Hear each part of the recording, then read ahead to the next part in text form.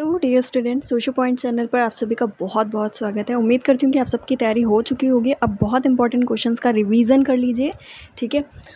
ये सारे जो क्वेश्चंस दे रही हूँ उनको शॉर्ट में कॉपी पेन लेकर के बैठिए, बिना कॉपी पेन के बिल्कुल मत बैठिएगा, बिल्कुल समझ में नहीं आएगा, ठीक है। शॉर्ट में उसको नोट करते जाइए,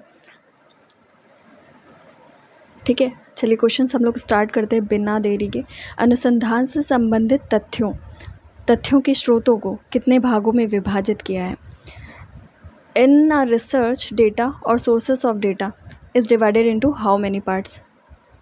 देखिए, इस क्वेश्चन से आपको एक चीज़ समझनी है कि जो डेटा होता है, तथ्य होते हैं और तथ्यों के स्रोत होते हैं या सोर्सेस ऑफ डेटा होता है। हिंदी वाले याद कर लो, ठीक है। इंग्लिश में data and sources of data, तथ्य या तथ्यों के स्रोत।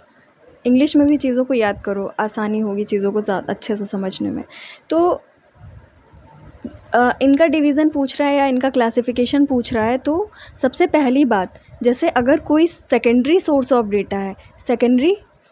डेटा है तो यहाँ से जो डेटा आएगा वो सेकेंडरी डेटा होगा, या अगर प्राइमरी सोर्स ऑफ डेटा है तो यहाँ से जो डेटा आएगा वो प्राइमरी डेटा होगा। तो अगर आप इसको डिवाइड करते हो, इसका क्लासिफिकेशन करते हो 1 2 3 जितने भी पार्ट्स में, तो ये भी ऑटोमेटिकली उतने ही पार्ट्स में डिवाइड हो जाएगा। जैसे आपने प्राइमरी सोर्स ऑफ डेटा को 2 पार्ट्स में डिवाइड किया, ठीक है। प्राइमरी सोर्स ऑफ डेटा या तथ्यों का संकलन का प्राथमिक स्रोत हिंदी में कहेंगे, ठीक है। प्राइमरी सोर्स ऑफ डेटा, तथ्यों के संकलन का प्राथमिक स्रोत, इसको आपने 2 पार्ट्स में डिवाइड किया, ठीक है। फिर क्या होगा, जो डेटा होगा, प्राइमरी डेटा निकलता है ना इससे, तो प्राइमरी डेटा भी अब यहाँ से 2 पार्ट्स में डिवाइड हो जाएगा, A primary data, B primary data. तो कहने का मतलब सोर्सेस का डिवीज़न और डेटा का डिवीज़न सेम होता है। तो अगर एग्ज़ाम में कुछ भी आ जाए तो आराम से याद रखना, ठीक है। अब हम इसमें आते हैं कि कितना तथ्यों का जो संकलन का स्रोत है उनको कितने भागों में विभाजित किया गया है, ठीक है। डेटा कलेक्शन के जो सोर्सेस हैं उनको कितने पार्ट्स में डिवाइड किया गया है, तो आंसर है 2। और याद रखने वाली चीज़ क्या है कि ये डिवीज़न किसने किया है, पीवी यंग ने किया है, पीवी यंग ने, ठीक है। प्राइमरी सोर्स ऑफ डेटा और सेकेंडरी सोर्स ऑफ डेटा, या प्राइमरी डेटा और सेकेंडरी डेटा, ये डिवीज़न किसने किया है, पीवी यंग ने किया है, ठीक है। फिर आपका आता है नेक्स्ट क्वेश्चन, तथ्यों के संकलित करने में इनमें से कौन सा प्राथमिक स्रोत नहीं है। तो विच of the following is not the primary source of data collection. तथ्यों के संकलन का प्राथमिक स्रोत, मेरी बातों को ज़्यादा गौर से सुनिएगा, ठीक है। लिखने पर तो ध्यान दीजिए, लेकिन जो मैं बोल रही हूँ वो ज़्यादा एक्यूरेट बोल रही हूँ, ठीक है।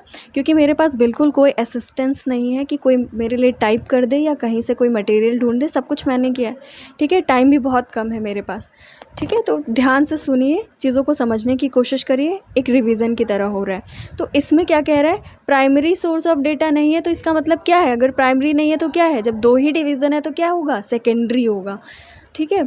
तो इतने सारे मैंने इसलिए लिखे हैं ताकि आपको लर्न हो जाए, ठीक है। Which of the following is not the primary source of data collection, ठीक है।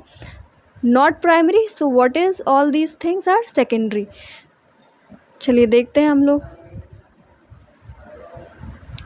कौन सा प्राइमरी नहीं है, कौन सा सेकेंडरी, ठीक है। देखते हैं कौन सा प्राइमरी नहीं है। तो अवलोकन या ऑब्जर्वेशन, ठीक है। अवलोकन या ऑब्जर्वेशन में क्या करते हो आप, जा कर के फील्ड में, जो आपने फील्ड चूज़ की है, मान लो लखनऊ आपका एरिया है, तो वहाँ पे जाओगे, वहाँ पे ऑब्जर्वेशन करोगे। तो जब आप अपने रिस्पोंडेंट से कनेक्ट होते हो, उनसे इंटरेक्ट करते हो, उनसे अंतर्क्रिया करते हो, बातचीत करते हो, तो वो प्राइमरी हो जाता है, ठीक है। नेक्स्ट आता है, तो ये है प्राइमरी सोर्स ऑफ डेटा, इसमें नॉट पूछ रहा है। टेलीविज़न अपील में क्या होता है, जब आप किसी फेमस न्यूज़ चैनल या टीवी शो या कोई ऐड के थ्रू आप लोग दर्शकों से कहते हो कि हमने आप लोगों को ये सारी चीज़ें दिखाई, अब हम लोग आपसे जानना चाहते हैं कि इस बारे में आपकी क्या राय है, हमें इस पते पर लिख कर के ज़रूर भेजिए, अगर हमें आपका जवाब पसंद आया तो हम आपको इतने की धनराशि उपहार के रूप में देंगे और आपका फ़ोटो टीवी चैनल पर दिखाएंगे। तो इस तरीके की बातें होती है ना, तो आप अपने रिस्पोंडेंट से कनेक्ट कर रहे हो ना, इंटरैक्ट कर रहे हो, तो ये भी आपका प्राइमरी सोर्स ऑफ डेटा है या तथ्यों का प्राथमिक स्रोत है। ठीक है, हमें नहीं पूछा है। फिर इसको छोड़ देते हैं, हम लोग इंटरव्यू में आते हैं। सबको पता है इंटरव्यू में बैठ कर के बातचीत करते हैं, तो बिल्कुल है प्राइमरी। जब मैंने आपको बता दिया उत्तरदाता या रिस्पोंडेंट से हम इंटरैक्ट कर रहे हैं, बातचीत कर रहे हैं। ठीक है, फिर अनुसूची और प्रश्नावली की बात करते हैं हम लोग। इसमें भी हम रिस्पोंडेंट से बात करते हैं। अनुसूची में क्या करते हैं हम, एक बहुत सारे क्वेश्चंस होते हैं हमारे पास डेटा कलेक्ट करने के लिए, तो हम उनको लिख लेते हैं एक जगह पर और फिर जाते हैं फील्ड में जहाँ पर हमें पूछना होता है, वहाँ पे बैठते हैं रिस्पोंडेंट के पास और उससे उन एक एक सवाल करते हुए उसका जवाब मांगते जाते हैं। तो ये होती है आपकी शेड्यूल या इंटरव्यू शेड्यूल या साक्षात्कार अनुसूची। ठीक है, तो इसमें भी हम क्या कर रहे हैं, एक तरीके से हम कनेक्ट कर रहे हैं। प्रश्नावली में भी हम क्या करते हैं, बहुत सारे क्वेश्चंस लिख लेते हैं और उसको बाय पोस्ट या किसी के थ्रू या किसी भी माध्यम से हम क्या करते हैं, अपने उत्तरदाताओं के पास पहुंचाते हैं, मेल कर देते हैं, कुछ भी करते हैं। तो और फिर वो क्या करते हैं, भर करके हमें वापस करते हैं। तो एक तरीके से हमारा कनेक्शन है ना उनके साथ। तो ये सारे primary source of data collection हो गए। अब बचा पर्सनल डॉक्यूमेंट्स, व्यक्तिगत प्रलेख। व्यक्तिगत प्रलेख में क्या है, हम ढूंढते हैं एक इंसान के बारे में। जैसे हमें अगर गांधी जी के बारे में पता करना है तो उनकी सारी बायोग्राफीज़, उनकी ऑटोबायोग्राफीज़, उनके बारे में जो भी घटनाएं हैं उस प्लेसेस पे जाएंगे, उनके जितने भी चीज़ें हैं, है ना, चरखा हो गया, सब कुछ देखने जाएंगे म्यूज़ियम में। तो हम क्या कर रहे हैं, ये सारे हम गांधी जी से तो कनेक्ट नहीं कर सकते, ठीक है, लेकिन उनके डॉक्यूमेंट्स, उनकी चीज़ों से हम उनके बारे में जानकारी जुटा रहे हैं। तो वो सेकेंडरी सोर्स ऑफ डेटा होते हैं। जितने भी व्यक्तिगत प्रलेख होते हैं या इस तरीके की जो भी चीज़ें मैंने बताई, वो सारी secondary source of data collection होती हैं या तथ्यों के संकलन का द्वितीयक स्रोत होती हैं वो। ठीक है, जहाँ पर डॉक्यूमेंट्स आ गया तो मतलब वो डॉक्यूमेंटेड है, हमें रिस्पोंडेंट से बात करने की ज़रूरत नहीं है, हमें वो डॉक्यूमेंट है बस उठाना है। प्रलेख है ना, प्रलेख मतलब डॉक्यूमेंट, रिटन मटेरियल। ठीक है, तो इतना सारा एक्सप्लेन इसी लिए कर रही हूँ क्योंकि इन्हीं से क्वेश्चंस बनेंगे। जो मैं बोल रही हूँ उसको सुनते जाना, उसी से सवाल बनेंगे आपके। ठीक है, और यहाँ जो जो क्वेश्चंस मैं बता रही हूँ आपको, यहीं से बनेंगे ज़्यादा क्वेश्चंस, क्योंकि ऐसा कुछ खास है नहीं आपके सिलेबस में। ठीक है, ये हिंदी वाले पढ़ लेना और इतना सारा एक्सप्लेन किया है, वही सारी बातें हैं। फिर नेक्स्ट क्वेश्चन ये आ सकता है कि प्राथमिक तथ्यों को और किस नाम से जाना जाता है। प्राइमरी डेटास को is also known as what, तो फर्स्ट हैंड डेटा कहते हैं। फर्स्ट हैंड डेटा क्यों कहते हैं, क्योंकि हम खुद रिस्पोंडेंट से बात कर रहे हैं, डायरेक्टली बात कर रहे हैं, भले ही इनडायरेक्टली टेलीविज़न के थ्रू बात कर रहे हैं, तो वो हमारा, क्योंकि रिस्पोंडेंट से हम कनेक्ट कर पा रहे हैं, तो वो फर्स्ट हैंड डेटा हुआ या प्रथम स्तरीय तथ्य हुआ। फर्स्ट हैंड डेटा को ही हिंदी में प्रथम स्तरीय तथ्य कहते हैं या क्षेत्रीय तथ्य कहते हैं। जैसे हम अवलोकन कर रहे हैं, ऑब्जर्वेशन कर रहे हैं, तो फील्ड में जा कर के रिस्पोंडेंट्स को देख रहे हैं, उनसे बात कर रहे हैं, सब कुछ, या जो भी है, बात नहीं भी कर रहे हैं तो देख तो रहे हैं, है ना। तो देखना इम्पॉर्टेंट है ऑब्जर्वेशन में। ठीक है, आइज़ आर इम्पॉर्टेंट, ऑब्जर्वेशन में आइज़ इम्पॉर्टेंट है, ये भी याद रखना। ठीक है, eyes are the most important, आँखें सबसे ज़्यादा ज़रूरी इंद्री है। तो क्योंकि हम फील्ड में जा कर के डेटा कलेक्ट करें तो वो फील्ड डेटा, और हाँ सीधे रिस्पोंडेंट से तो फर्स्ट हैंड डेटा। क्या है ये, primary data. Okay, then next question आया आपका, प्राथमिक तथ्यों को हमने कितने भागों में विभाजित किया है। मतलब प्राइमरी, देखिए डेटा को हमने 2 पार्ट्स में डिवाइड किया, primary data and secondary data, यानी कि तथ्य को हमने 2 भागों में विभाजित किया, प्राथमिक तथ्य और द्वितीयक तथ्य। ठीक है, अब प्राइमरी डेटा के सब पार्ट्स पूछ रहा है, इसके उपभाग पूछ रहा है। ठीक है, तो वो कितने हैं, तो जैसे मैंने बताया था, प्राइमरी डेटा में क्या करते हैं हम लोग, या तो इंटरव्यू लेते हैं, यानी कि डायरेक्टली जा कर के बात कर रहे हैं, बैठ कर के रिस्पोंडेंट से सामने उत्तरदाता से बातचीत कर रहे हैं, या फिर टेलीविज़न के थ्रू कर रहे हैं तो इनडायरेक्टली कर रहे हैं। तो यानी कि ये डायरेक्ट डेटा हमारे पास आया इंटरव्यू के थ्रू, टेलीविज़न के थ्रू हमारे पास इनडायरेक्ट डेटा आया। ठीक है, तो कितने भागों में विभाजित हो गया हमारा प्राइमरी डेटा, 2 पार्ट्स में, एक डायरेक्ट एक इनडायरेक्ट, एक प्रत्यक्ष तथ्य एक अप्रत्यक्ष तथ्य, या तथ्यों के संकलन के प्रत्यक्ष स्रोत या तथ्यों के संकलन के अप्रत्यक्ष स्रोत। ठीक है, स्रोत की बात हो रही है, स्रोत भी होंगे, स्रोत ही से तथ्य आएंगे, जैसे कि मैंने पहले बताया था। ठीक है, लिखा हुआ है, देख लीजिएगा पॉज करके। फिर आपका आता है तथ्यों के संकलन के द्वितीयक स्रोतों को अन्य किस नाम से जाना जाता है, तो शायद अभी मैंने बता दिया आपको, रिटन यानी कि प्रलेख, है ना, डॉक्यूमेंटेड। ठीक है, डॉक्यूमेंट्री सोर्स। तथ्यों के संकलन का जो द्वितीयक स्रोत होता है या सेकेंडरी सोर्स ऑफ डेटा होता है, उसको डॉक्यूमेंट्री सोर्स कहते हैं। प्रलेखीय, प्रलेख लिखा है ना, वो टाइप नहीं हो रहा था, प्रलेखीय स्रोत कहते हैं इसे। ठीक है, प्रलेखीय। फिर नेक्स्ट क्वेश्चन पे आते हैं हम लोग। ये सारे क्वेश्चंस मैंने इस तरीके से बनाए हैं ताकि आपको सारी चीज़ें, इन्फॉर्मेशन आपको मिल जाए और चीज़ें समझ में आ जाएं और याद हो जाएं, इसीलिए मैंने यहाँ पे 5 ऑप्शंस रखे हुए हैं। ठीक है, आपको सिर्फ याद कराना है और यहाँ से बहुत इंपॉर्टेंट क्वेश्चंस आते हैं। तो क्वेश्चन पढ़ते हैं हम लोग। निम्नलिखित में से कौन सा उदाहरण तथ्यों के संकलन के द्वितीयक स्रोत का उदाहरण नहीं है, यानी कि कोई ऐसा उदाहरण है जो प्राथमिक है, द्वितीयक नहीं होगा तो क्या होगा, प्राथमिक होगा, दो ही डिवीज़न है। Which of the following is not the example of secondary source of data. Okay, secondary source of data नहीं है कौन सा। अब सेकेंडरी सोर्स ऑफ डेटा को हमने क्या कहा था यहाँ पर, डॉक्यूमेंट्री सोर्स, और आपको पहले भी समझाया था रिटन मटेरियल होता है हमारे पास, हम जा कर के उससे बात नहीं करनी होती है, बस उठाना होता है कि इसका मटेरियल हमें कहाँ मिलेगा। गांधी जी के बारे में स्टडी करनी है या अंबेडकर जी के बारे में स्टडी करनी है तो उनका मटेरियल हमें कहाँ से मिलेगा ये भी तो पता होना चाहिए, है ना। इसलिए research is not very easy. ठीक है, सो हम इसमें देखते हैं, जीवन इतिहास हो गया, लाइफ हिस्ट्री हो गया, इसमें ऑटोबायोग्राफी या बायोग्राफीज़ हमें ढूंढनी पड़ेंगी, तो ये भी सेकेंडरी सोर्स ऑफ डेटा है या द्वितीयक, तथ्यों के संकलन का द्वितीयक स्रोत। हिंदी वाले इतने स्मार्ट बन जाओ कि मुझे बोलना ना पड़ा करे, है ना, मुझे याद करना चलिए, संस्मरण मेमोयर, यानी कि किसी ने अपने बारे में कुछ घटना घटी या फिर कुछ भी हुआ, उसने अपनी याद के सहारे अपने बारे में लिखा हुआ है, इस तरीके का जो मटेरियल होता है मेमोयर, वो भी रिटन मटेरियल होता है, याद रखना। संस्मरण या मेमोयर इज़ रिटन या डॉक्यूमेंटेड मटेरियल, है ना, तो ये भी सेकेंडरी होगा। लेटर्स भी लिख चुके हैं, हमें बात करने की ज़रूरत नहीं है, किसी से ढूंढना है बस, ये भी हमारा सेकेंडरी हो गया। बुक्स लिखी हुई हैं, किसी ने अंबेडकर जी के बारे में बुक्स लिख दी कि भाई वो ऐसे थे, उन्होंने ये काम किया, तो हमें वहाँ से इन्फॉर्मेशन मिल गई। और डायरीज़, अगर उन्होंने अपनी खुद की कोई डायरी लिखी हो वो हम ढूंढ लें तो बहुत अच्छी इन्फॉर्मेशन मिल जाएगी, तो ये भी हमें बात करने की ज़रूरत नहीं है उनसे, है ना, तो भी क्या हो गया, ये सेकेंडरी सोर्स ऑफ डेटा हो गया। अब ऑप्शन क्या है, इनमें से कोई नहीं, यानी इनमें से कोई नहीं है जो द्वितीयक नहीं है, सारे के सारे सेकेंडरी हैं, सारे द्वितीयक स्रोत हैं, तो ऑप्शन 5 इज़ करेक्ट, है ना।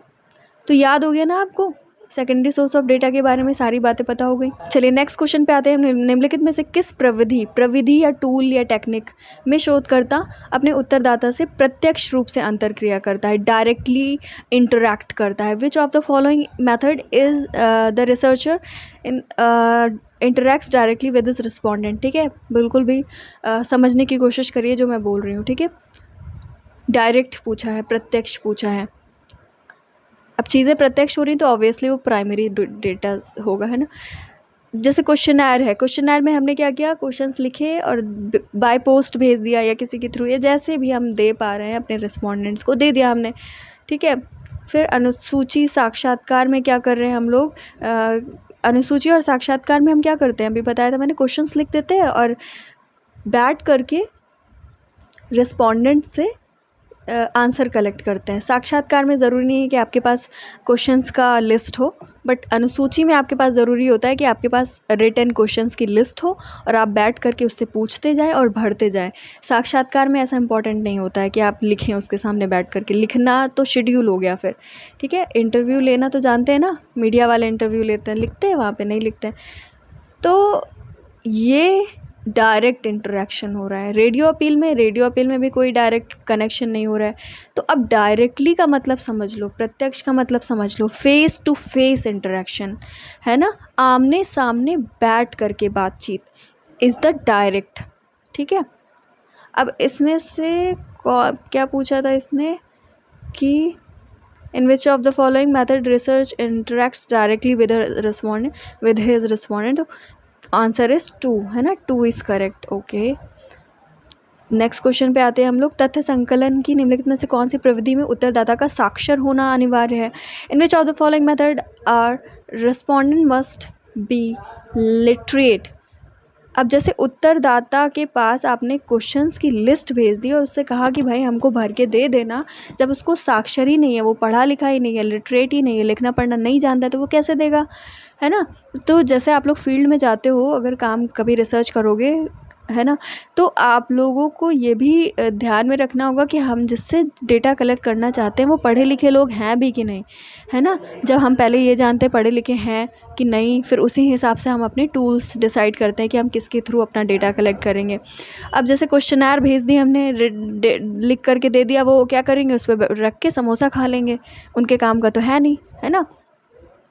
तो इसीलिए जब इलिटरेट होती है हमारी हमारा समग्र, हमारा यूनिवर्स, है ना, जिससे हमें डेटा कलेक्ट करना होता है, उस पूरे होल को बोलते हैं हम अपना यूनिवर्स, ठीक है।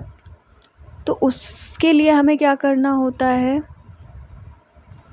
इंटरव्यू लेना होता है या फिर शेड्यूल यूज़ करना होता है, साक्षात्कार अनुसूची या साक्षात्कार लेना होता है। क्वेश्चनर का यूज़ नहीं कर सकते हम, ठीक है।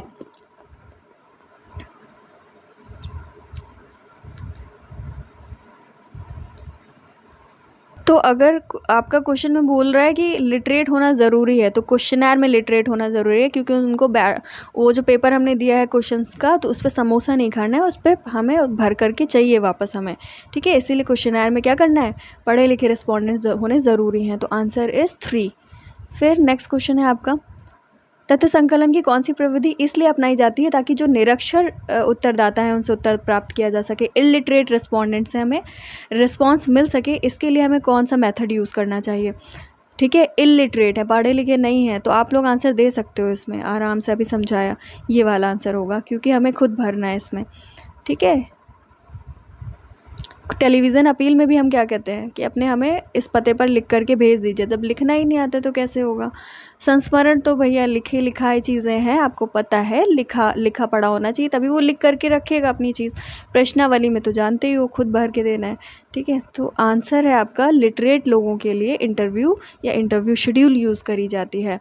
इलिटरेट, सॉरी, निरक्षर, जो साक्षर नहीं है, इलिटरेट के लिए अनुसूची या साक्षात्कार, इंटरव्यू एंड इंटरव्यू शेड्यूल, याद कर लो।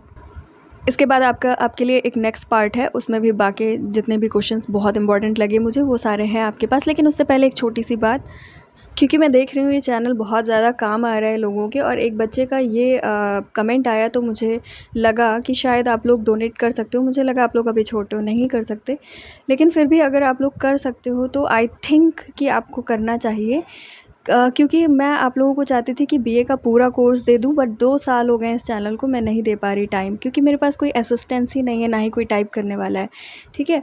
तो अगर वैसे मेरे पास खुद के लिए वैसे कोई फाइनेंशियल प्रॉब्लम नहीं है, बट मेरे पास इतना भी नहीं है कि मैं इस चैनल के लिए इन्वेस्ट कर पाऊँ, है ना। मैं फ़ोन से ही रिकॉर्डिंग करती हूँ आपके लिए और फ़ोन से ही टाइप करती हूँ।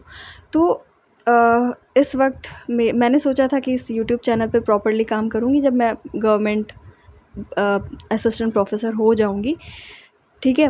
तो अगर आप लोग फिर भी डोनेट करना चाहते हो तो मैं एक QR कोड दे रही हूँ, अगर आप चाहो, कोई ज़रूरी नहीं है, तो वहाँ से आप डोनेट कर सकते हो। और जितना भी डोनेशन इसके लिए आएगा वो 100% आपके लिए और इस चैनल के लिए यूज़ होगा, ठीक है। इतना मैं आपसे प्रॉमिस करती हूँ।